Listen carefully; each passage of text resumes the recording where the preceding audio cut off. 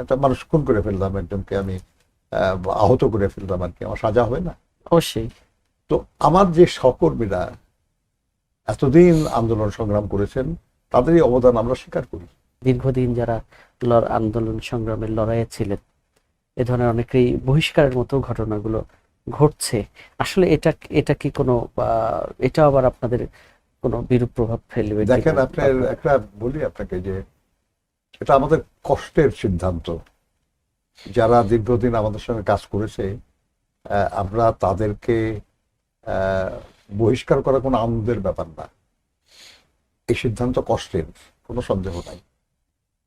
কিন্তু আপনি বলুন আর কি, যে আমি সারা জীবন খুব ভালো কাজ করেছি, কিন্তু একটা পর্যায়ে যায় যদি এমন এমন কিছু আমি করি যেটা দেশের নীতি বা দেশের আইন বা সমাজের যে বিধান সেটার বিরুদ্ধে চলে গেল, শাস্তি হবে তো আমার, না, অবশ্যই। তাই না? যে আমি একটা মানুষ খুন করে ফেললাম, একজনকে আমি আহত করে ফেললাম আর কি, আমার সাজা হবে না? অবশ্যই।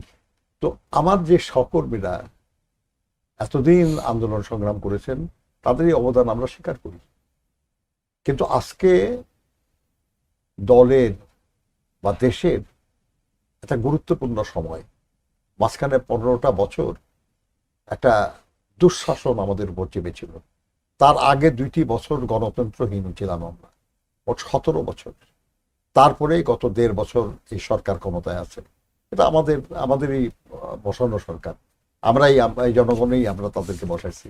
কিন্তু সব মিলে প্রায় 18-19 বছর এই সময়ে একটা গণতন্ত্র পুনঃপ্রতিষ্ঠার একটা সুযোগ সৃষ্টি হয়েছে। সেখানে আমরা নির্বাচনে অংশগ্রহণ করছি। সেখানে কেউ যদি তার নিজের স্বার্থটা দলের স্বার্থের চেয়ে বড় দেখে, কেউ যদি দলের শৃঙ্খলা ভঙ্গ করে, কেউ যদি দলের নেতৃত্বের প্রতি আস্থা প্রকাশ করতে বা প্রমাণ করতে ব্যর্থ হয়, তো সাংগঠনিকভাবে তাদের বিরুদ্ধে ব্যবস্থা নেওয়ার কোনো বিকল্প নেই। কাজে আমি বলবো আপনাকে যে আমাদের এই সিদ্ধান্ত আমাদের আনন্দের সিদ্ধান্ত নয়, কিন্তু অনিবার্য। দলের শৃঙ্খলা না থাকলে একটা দল চলে না, একটা সংগঠন চলে না। অতএব সংগঠনের স্বার্থে এবং এই সংগঠন যেহেতু জনগণের স্বার্থ রক্ষার সংগঠন, সেহেতু জনগণের স্বার্থেই আমাদেরকে নিতান্তই বাধ্য হয়ে এই সিদ্ধান্তগুলি নিতে হচ্ছে। আমরা চেষ্টা করছি যাতে সবচেয়ে কম পরিমাণ সিদ্ধান্ত নিতে হয়, কিন্তু অনিবার্য হলে যা করার তাই করতে হবে।